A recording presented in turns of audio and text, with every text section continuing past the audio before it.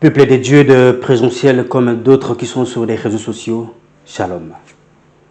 Nous vous croyons très bien portants par la grâce de Dieu et vous saluons dans le précieux nom de Christ Jésus. Peuple de Dieu, le psaume 23 dit tellement de choses par lui-même que nous avons vu qu'il est vraiment important de les commenter après l'avoir lu. Nous allons examiner et méditer sur chaque verset de ce chapitre. Ça va nous permettre de bien prendre possession du pays. Nous allons prier d'abord avant de commencer avec ce nouveau numéro d'enseignement. Excellent Père de grâce, aujourd'hui nous tournons résolument vers toi et appelons au secours, car nous ne pouvons pas nous sauver nous-mêmes. Viens sauver nos âmes en danger de la perdition. Que la louange, l'honneur et la gloire reviennent à toi seul, au nom de ton Fils Jésus. Amen. Gloire à Dieu pour ce dimanche de la présence de Dieu. Notre titre de ce dimanche, c'est Dieu, les bons bergers pour son peuple. Dieu, les bons bergers pour son peuple. Je résume. Être un berger, c'est être le guide et le responsable d'un troupeau. Son rôle est de mener, de veiller et de dispenser les soins nécessaires aux brebis qui sont sous sa responsabilité. David présente Dieu comme le bon berger. Nous dit qu'il connaît chacune de ses brebis et leur donne tous ce dont elles ont besoin. Ensuite, leur montre le bon chemin, celui qui mène à la vie. Dieu, les bons bergers pour son peuple. Lisons la Bible. Aujourd'hui, nous allons traîner dans le livre de Psaume, chapitre 23. On ne va pas aller loin. On va rester là-bas pour essayer de comprendre chaque verset de ce chapitre. Ça va nous fortifier, ça va nous édifier. Et pourquoi pas être béni selon chacun sa foi. Lisons la Bible. La Bible dit, Cantique de David, l'Éternel est mon berger, je ne manquerai de rien. L'Éternel est mon berger, je ne manquerai de rien. David a passé toute sa jeunesse, a passé toute son enfance dans la forêt, en étant berger. Il connaît mieux le rôle d'être un berger. Il était berger, car dans le livre de 1 Samuel, chapitre 17, verset 34, nous voyons en quel point il dit il était berger, il était en train de garder les troupeaux de son père, et quand même un lion ou un ours venait pour enlever une brebis du troupeau, il courait après le lion, il a arraché la brebis du gueule du lion. Et quand le lion ou un ours se dresse contre lui, il le frappe et il le tue. C'est pour dire que David, il était lui-même berger naturel, un berger humain. Il nous parle ici de la protection que le berger donne à ses brebis est même petite que celle que Dieu donne à ce Créateur, à ses enfants que nous sommes et à ses rachetés. Il le qualifie directement, il le présente directement comme un bon berger pour son peuple. Être un berger pour nous, c'est plus rassurant. Il dit parce qu'il est mon berger, moi, je ne manquerai de rien. Parce qu'il est mon berger, moi, je ne manquerai de rien. Ne pas manquer de rien, cela signifie que ne pas avoir peur de rien. Cela signifie que lui-même, mon bon berger, prend soin de moi. Comme David prenait soin de ses brebis, il voit en quel point Dieu prend soin de nous. Aucun berger peut laisser ses propres brebis à la merci de mercenaires ou à la merci des étrangers ou à eux-mêmes. Tout bon berger surveille, prend soin, contrôle, gère, nourrit ses brebis. Voilà pourquoi il dit que parce qu'il est mon berger, moi, sa brebis, je ne manquerai de rien. Parce que Dieu est notre bon berger, nous ne manquerons de rien. Parce que Dieu est le bon berger pour son peuple, vous ne manquerez de rien. Oui, c'est une question maintenant de la communion. David connaît comment l'amour que le berger donne à ses brebis. Car il a passé toute son enfance en train de gérer les brebis de son père. Il connaît l'importance d'être un berger. Et voilà pourquoi il traite Dieu, ou il présente Dieu comme le bon berger pour nous, son peuple. Lorsque Dieu est votre bon berger, ou est notre bon berger tous, cela signifie que Dieu sait prendre soin de nous. Dieu sait prendre soin de ce serviteur. Dieu sait prendre soin de ses enfants. Dieu sait prendre soin de se racheter. Amen. Il ne vous a pas racheté pour rien. Il ne vous a pas ramené à la bergerie pour rien. C'est pour s'occuper de vous. C'est pour veiller sur vous. C'est pour vous donner une destinée. Et d'ailleurs, il nous conduit dans notre pays promis. Il veut que nous puissions prendre possession du pays en cette année. Voilà pourquoi nous, ces rachetés, nous, ces enfants, nous qui ont compris cet appel ou cette façon de voir les choses, nous les traitons comme David l'a traité ou l'a présenté d'un bon berger pour nous. Lorsqu'il est notre bon berger, nous ne manquerons de rien. Il suffit de croire. Il suffit de mettre votre foi car le bon berger ne peut jamais laisser ses brebis enfamées. Le bon berger ne peut jamais ouvrir une porte pour que n'importe qui puisse entrer dans la bergerie. Non. Le bon berger veille, surveille, contrôle, prend soin, dispense les soins nécessaires. Amen. Aux brebis qui sont sous sa responsabilité. Nous sommes tous sous la responsabilité de Dieu. Nous sommes tous sous la couverture de la protection divine.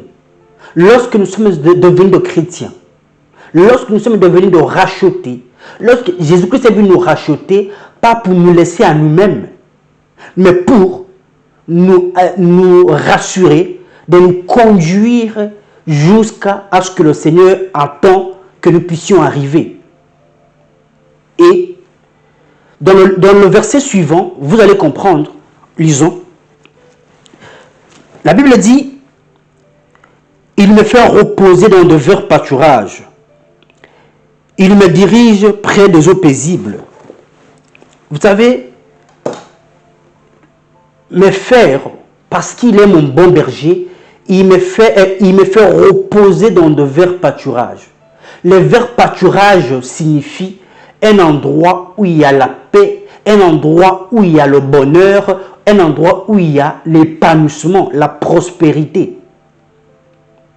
Tout bon berger prenne ses brebis, les conduit dans un lieu où il y a de verts pâturages et il les dépose là-bas et il les dit mangez, rassasiez-vous. Mais entre-temps, le berger est en train de surveiller. Il est en train de tourner toujours pour voir qui va venir pour disperser mes brebis. Car les brebis sont en train de manger dans de verts pâturages. un endroit de paix, un endroit de bonheur, un endroit de prospérité, de l'abondance de nourriture. Amen. C'est ça aussi que Dieu fait avec nous. Lorsque Dieu nous a pris dans le ténèbre, dans le noir où nous étions, il nous fait conduire. Il nous fait conduire dans un chemin tout tracé et il nous dépose dans de verts pâturages à ce que nous puissions bien manger, à ce que nous ne puissions pas avoir faim, à ce qu'aucune chose ne puisse pas nous faire troubler de là où nous sommes, dans notre bergerie. Amen. Dieu est notre bon berger. Dieu est le bon berger pour son peuple. Dieu est le bon berger pour tous les rachetés du monde. Croyez et vous vivrez ça. Après avoir nous déposé dans de verts pâturages, à ce que nous puissions être reposés là-bas, à ce que nous puissions bien manger, à ce que nous puissions nous épanouir dans de verts pâturages, la Bible dit, il nous dirige près des eaux paisibles, pour que nous puissions aller boire de l'eau, pour que nous puissions aller être rafraîchis, pour être encore plus rafraîchir.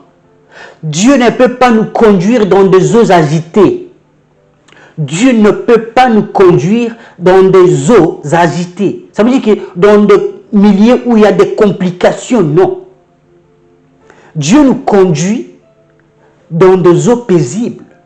Ce n'est pas dans des eaux agitées, ce n'est pas dans des eaux troublées. Ce n'est pas là où il y a que des problèmes sur problèmes. Si c'est lui qui est votre bon berger, parce que on va arriver, parce que nous avons aussi des brebis têtues. Mais lorsqu'on est brebis, on se laisse être guidé par le berger. Car c'est le berger qui connaît prendre soin de ses brebis. Ce n'est pas la brebis elle-même, non. Alors, vu qu'il nous conduit, il nous dirige près des eaux paisibles, c'est pour que nous puissions être, après avoir mangé, après avoir été en bonne santé, nous puissions aussi avoir de l'eau, boire de l'eau. Mais ce n'est pas dans une eau qui peut nous emporter. Oui, parce qu'il y a des eaux agitées, où il y a des vagues, où on a peur même de se laver, de se plonger.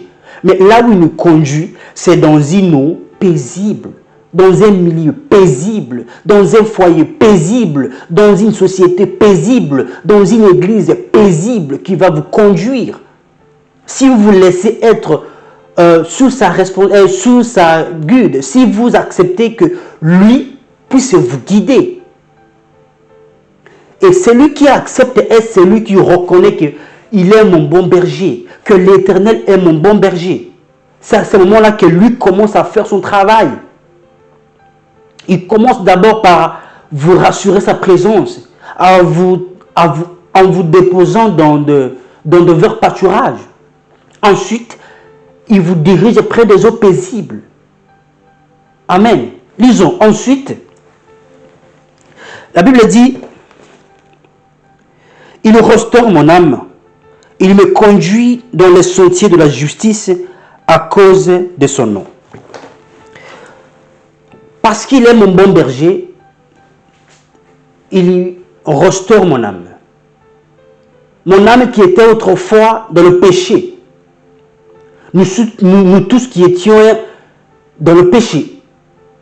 Vous voyez, Dieu a envoyé son Fils pour nous racheter, pour nous prendre, pour nous mettre dans la bergerie. Et dans sa bergerie, il va nous faire reposer dans de verts pâturages. Il va nous diriger près des eaux paisibles. Et il va lui-même, Dieu, il va restaurer notre âme, la rendre nouvelle, restaurer notre âme. Cela veut dire l'ancienne vie est passée, la nouvelle vie en Christ commence, une nouvelle naissance commence. Toutes les cicatrices du passé sont oubliées et sont passées. Toutes les déceptions du passé sont oubliées et sont passées. Tous les échecs du passé sont oubliés et sont passés. Il restaure maintenant notre âme. Toutes les maladies négatives que le médecin ne comprenait pas d'où ça venait sont oubliées et sont passées. Mon âme est restaurée par mon bon berger. Parce qu'il est mon bon berger, je ne manquerai de rien. Je ne manquerai pas d'avoir une bonne santé. Pourquoi? Parce que hier, mon âme était en elle-même et remplie de méchanceté, remplie de maladies, remplie d'ennemis et autres. Mais lorsque le Seigneur prend la responsabilité ou prend le devant sur ma vie ou est au volant de notre vie, parce que c'est lui notre bon berger, automatiquement, notre âme est restaurée. La restauration de notre âme fait même voir sur la vie physique. Tout change, tout se transforme, tout devient agréable, tout devient beau à voir, tout devient excellent. Parce que notre âme est restaurée. Car c'est l'intérieur qui influence l'extérieur. Si votre âme est remplie de méchanceté, est remplie de peine, votre extérieur aussi affichera la même image que l'intérieur. La Bible dit même que l'homme donne ce qu'il a. Oui. Car si votre âme est nourrie, si votre âme est bien restaurée, même votre environnement sera transformé. Je dis souvent même que, même dans une maison, si la maison est sale, cela signifie que votre âme aussi est sale. Votre chambre n'est pas nettoyée depuis 2 semaines, 3, 4 semaines. Votre âme est sale, n'est pas restaurée. Acceptez que le bon berger soit au volant de votre vie. Et il va restaurer votre âme. Et le fait qu'il restaure votre âme, toute votre vie sera restaurée. Qui? C'est l'Éternel. Parce que quoi? Parce qu'il est mon berger. Moi, je ne manquerai de rien. Amen. Et ensuite, il me conduit dans des sentiers de la justice à cause de son nom. Waouh! Ce n'est pas parce que je veux. Car la Bible dit même que ce n'est pas cela ne dépend pas de celui qui court ou de celui qui veut, mais cela dépend de Dieu qui fait miséricorde à qui il veut. Donc, lui qui me conduit dans le sentier de la justice, dans le chemin de la justice, à cause de son nom. J'ai dit que Dieu ne peut pas nous diriger dans des eaux agitées. Il nous conduit toujours dans le sentier de la justice. Il nous dirige toujours dans des eaux paisibles. Parce que nous pouvons prendre nos propres initiatives, nos propres décisions, nos propres envies et volontés. Et on fait une chose et on embrasse une route et on se retrouve coincé ou bloqué. Après on accuse Dieu. Non. Dieu ne peut pas nous conduire dans des eaux agitées. Il ne peut pas nous conduire dans des chemins désordonnés. Non. Il nous conduit toujours sur le sentier de la justice. À cause de son nom. Parce que nous portons son nom. Nous sommes des chrétiens. Nous avons l'identité de Christ en nous. Parce qu'il est notre bon berger. Nous sommes ses brebis. Il nous conduit. Il nous conduit. Il veut que nous puissions aller prendre possession du pays. Et c'est lui qui nous conduit, ce n'est pas par notre propre force. Alors, si c'est lui qui nous conduit, nous devons suivre les instructions de celui qui nous conduit. Bien entendu que nous avons des brebis têtues. Bien sûr que nous avons des brebis qui n'écoutent pas les conseils. Mais lorsque nous reconnaissons qu'il y a un Dieu, vous savez même pourquoi on prie lorsque nous prions, nous fermons les yeux? Vous savez pourquoi lorsque nous prions, nous nous agenouillons? C'est parce que nous reconnaissons qu'il y a un Dieu qui est devant nous. Il y a un papa qui doit nous conduire, qui doit être élevé et moi me diminuer et moi être effacé. Je m'incline sous sa seigneurie. Lorsque je reconnais qu'il est mon berger, je dois être conduit par ce qu'il me dit d'être conduit. il doit m'orienter. Car il me conduit toujours sur le sentier de la justice. Si je commence à faire des fautes, des erreurs, de péchés, à commettre de péchés du jour au lendemain, en répétition, je dois bien me poser des questions pour savoir est-ce que c'est Dieu qui me conduit ou je me suis conduit par moi-même. Car nous avons des gens qui ne se posent même pas de questions, même si tout ne va pas dans leur vie. Ils foncent toujours. Et surtout aujourd'hui avec le système négatif de coach, etc. Ils vous encouragent même dans le faux. On ne baissez pas les bras, foncez. Il doit foncer dans le faux chemin. On doit foncer dans le chemin de la justice. On doit avoir l'assurance de continuer notre chemin dans le chemin de la justice. Amen. Lisons la Bible. La Bible dit, il dit, quand je marche dans la vallée de l'ombre de la mort, je ne crains aucun mal, car tu es avec moi.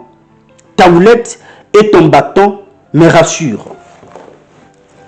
Donc, il dit, quand je marche dans la vallée de l'ombre de la mort, je ne crains aucun mal, car ta houlette et ton bâton me rassurent. Écoutez, depuis qu'on a commencé cet enseignement, on a vraiment bien entendu suivi que parce qu'il est mon bon berger, listen please, parce qu'il est mon bon berger, moi, je ne manquerai de rien. Il me fait reposer dans de verts pâturages. Qui me fait reposer dans de verts pâturages? Il c'est qui? C'est Dieu qui est mon bon berger. Il me dirige près des eaux paisibles. Qui me dirige près des eaux paisibles? Il c'est qui? C'est Dieu, c'est mon bon berger. Il lui restaure mon âme. Qui restaure mon âme? C'est il c'est qui? C'est Dieu, c'est mon bon berger. Il me conduit dans les sentiers de la justice. Il c'est qui? C'est Dieu, mon bon berger. Écoutez, mais ici, la Bible dit que quand moi-même je commence à marcher, alléluia, je me retrouve automatiquement dans une vallée de l'ombre de la mort. Là-bas, ce n'est pas Dieu qui me conduit. Mais comme moi-même, je commence à prendre des initiatives en laissant celle de Dieu, en laissant celle de mon bon berger, automatiquement, je me retrouverai dans le péché, dans le chaos, dans l'ombre de la vallée, dans la vallée de l'ombre de la mort. Amen. Lorsque moi-même, je commence à prendre les initiatives, lorsque je commence à prendre le devant sur ma propre vie, automatiquement, je me retrouve dans la vallée de l'ombre de la mort, dans le ténèbre, dans le péché, dans les échecs, dans les inquiétudes, dans les soucis en répétition. Pourquoi? Parce qu'il n'est plus mon bon berger, il ne me dirige plus, il ne me fait plus reposer dans de verts pâturages, il ne me conduit plus dans des eaux paisibles. Là, je me retrouve moi-même, ça veut dire à la merci de moi-même, à la merci du diable, à la merci du prétendeur. Nous devons être sages. Et lorsque la vallée de l'ombre de la mort nous envahisse, parfois, nous devons reconnaître une chose. La vallée de l'ombre de la mort signifie un lieu sec, un lieu d'échec, la boue du péché. Vous voyez une personne en train de tourner toujours dans la boue. Il tourne toujours en rond. Depuis qu'il a commencé, il n'avance pas. Il n'y a pas de succès dans sa vie. Toujours, il tourne en rond. Il tourne en rond. Il a fait combien d'années? Il tourne toujours en rond. Il ne se pose pas de questions. Est-ce que je me suis conduit moi-même ou c'est le bon berger qui me conduit? Non. Lui, pour lui, il s'en fout. Attention avec ces gens-là. Oui.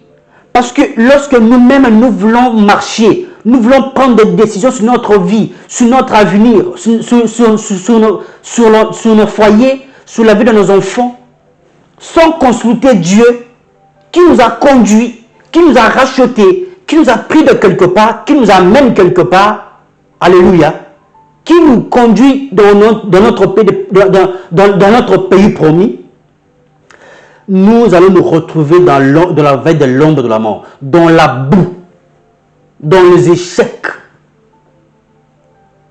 Amen.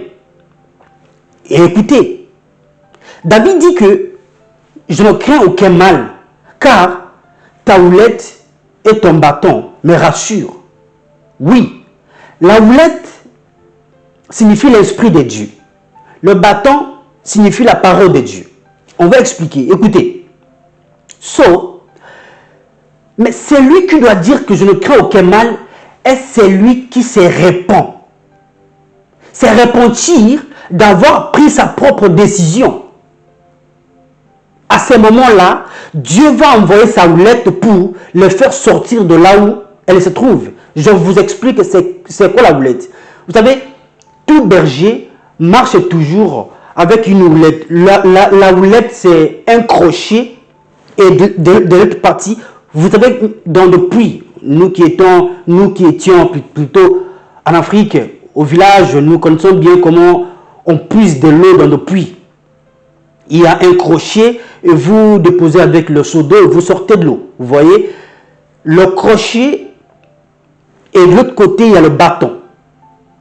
Et lorsque vous marchez avec le bon Dieu sur le chemin de la justice, lorsqu'il vous conduit, votre bon berger, ça peut arriver qu'une brebis têtue, une brebis qui n'écoute pas les conseils de son berger, puisse être égarée et se retrouver loin dans une boue, dans une fosse de saleté, du péché, de tout ce qui n'honore pas Dieu. Bref, dans le monde.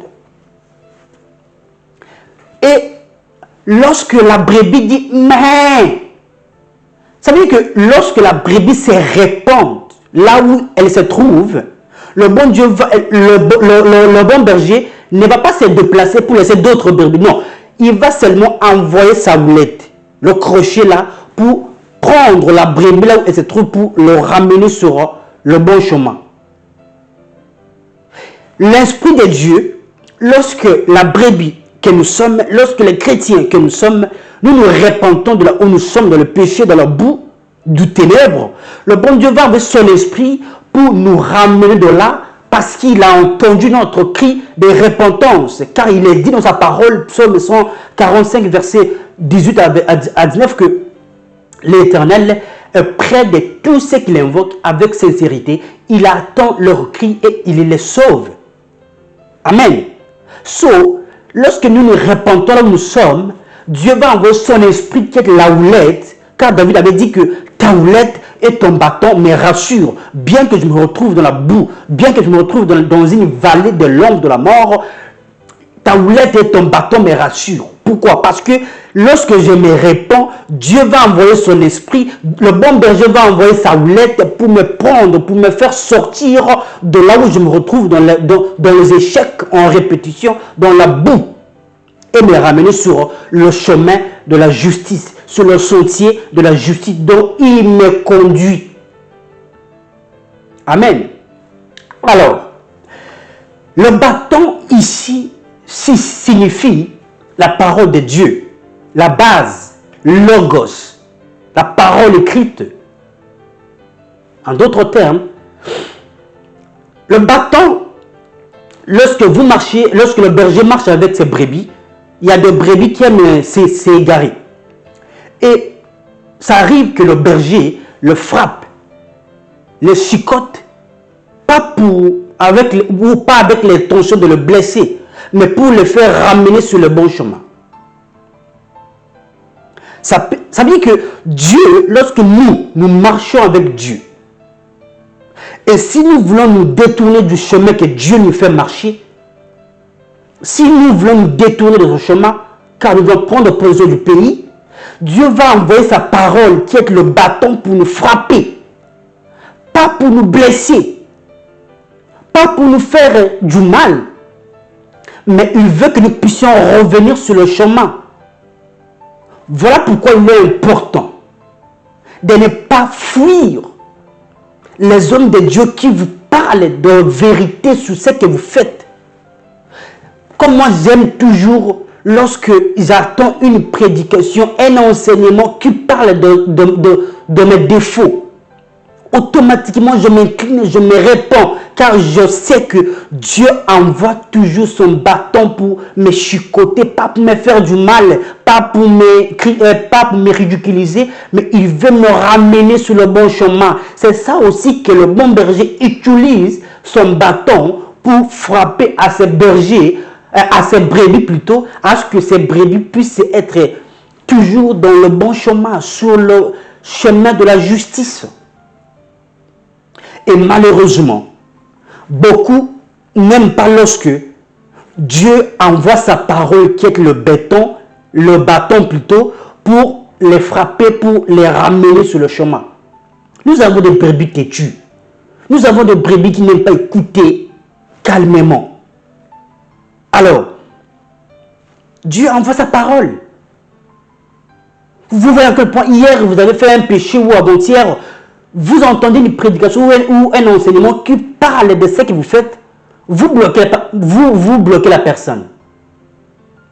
Vous partez dans une église où on parle des choses que vous faites. Non, pas nécessairement que les gens ont raconté au pasteur ce que vous faites. Non, c'est aussi Dieu qui peut mettre, car c'est Dieu qui connaît ce que vous devez écouter pour être sauvé, pour alléluia, pour rester sur le chemin de la justice. Alors, il va envoyer sa parole qui est bâton pour vous frapper, pas pour vous faire du mal. Mais ça peut arriver aussi que la brebis puisse être blessée, car il y a de brebis vraiment têtues. Mais le bon berger a toujours dans son sac d'huile pour poncer la plaie du brebis. C'est-à-dire qu'il sait prendre soin de ce brebis. Il ne fait pas tout pour rien. Il fait tout. David dit, il est mon berger, je ne manquerai de rien. Il est mon berger, je ne manquerai de rien. Il prend soin de moi. Si je suis égaré, il envoie son esprit. Il envoie sa houlette pour me sortir de là, de mon égarement. Alléluia. Et sa parole est là pour me montrer le chemin, les conseils, les directives, les interdictions. Son bâton. Ne fouillez pas. Ne préférez pas seulement là où on proclame des bonnes choses pour vous, là où vous aimez. Non. Aimez aussi là où on parle de vos défauts et répondez-vous. Et son esprit, qui est la houlette, va vous ramasser pour vous ramener sur le bon chemin. Et vous serez encore plus dans sa précieuse protection. Vous serez dans la bergerie. Il nous conduit dans le sentier de la justice. À cause de son nom. À cause de son amour. Parce qu'il nous aime. Parce qu'il nous rachète.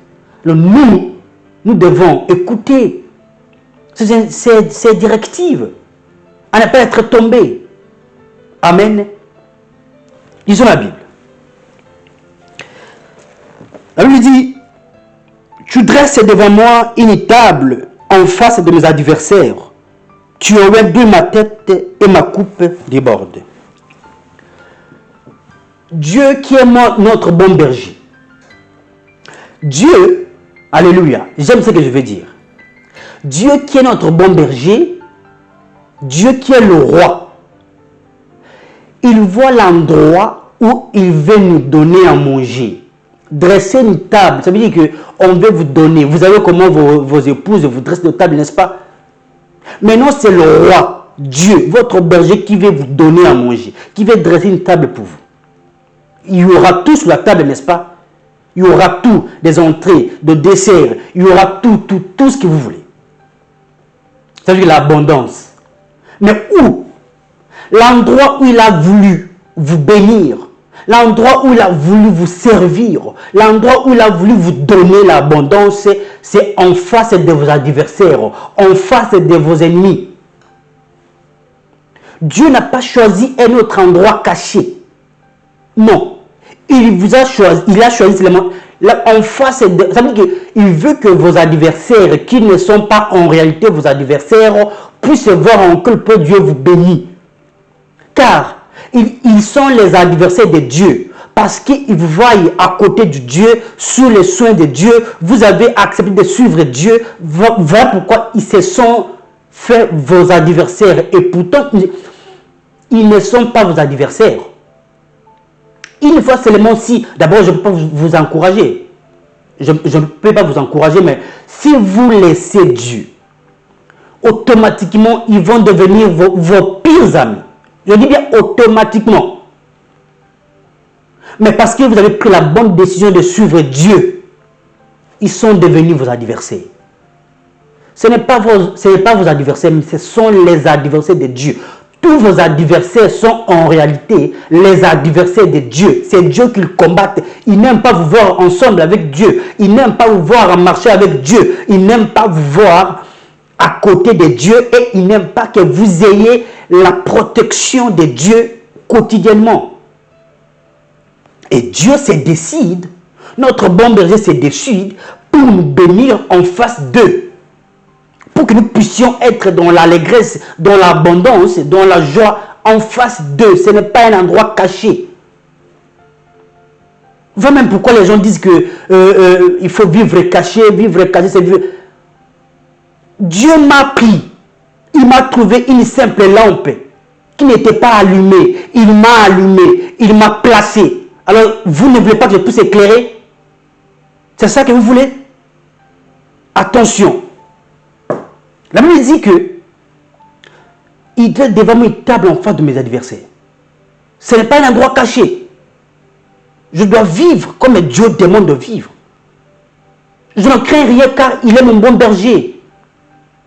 Moi, je ne crains rien car il a le dernier mot sur ma vie. Ce n'est pas le diable. En d'autres termes, ce n'est pas le verdict du monde ou du diable qui compte dans ma vie ou dans votre vie, mais c'est le verdict de Dieu.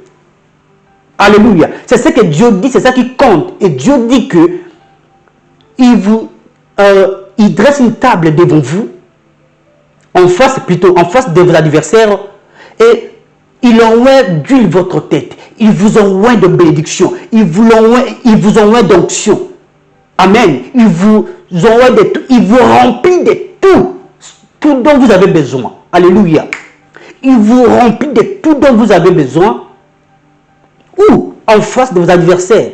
Et votre coupe déborde. C'est-à-dire que ça déborde. Mais où? L'endroit que je veux savoir. En face de vos adversaires. Alors, vivez comme Dieu vous demande de vivre. N'ayez pas peur de qui que ce soit. Car il est votre bon berger. Vous ne manquerez de rien. Lisons la Bible. La Bible dit, oui, le bonheur et la grâce m'accompagneront tous les jours de ma vie et j'habiterai dans la maison de l'Éternel jusqu'à la fin de mes jours. On va chuter là-bas. Écoutez, il dit d'abord, il commence avec Dieu. L'Éternel est mon berger. L'Éternel. Et il finit ses psaumes avec Dieu aussi. J'habiterai dans la maison de l'Éternel. Il commence l'Éternel, il finit avec l'Éternel. C'est-à-dire que la vie du chrétien doit être toujours basée sur Dieu. Celui qui n'est pas basé sur Dieu n'a pas une bonne vie chrétienne. Retournons encore aussi pour enchaîner. Il dit oui, le bonheur et la grâce m'accompagneront tous les jours de ma vie. Waouh! Le bonheur et la grâce m'accompagneront tous les jours de ma vie. Pourquoi? Parce que l'Éternel est mon berger. Ce n'est pas parce qu'il est avec ma force. Ce n'est pas avec mes efforts. Mais parce que lui, il est mon berger, je ne manquerai de rien. Parce qu'il est mon berger, la grâce et la prospérité m'accompagneront tous les jours de ma vie. Le bonheur, la joie m'accompagneront tous les jours de ma vie.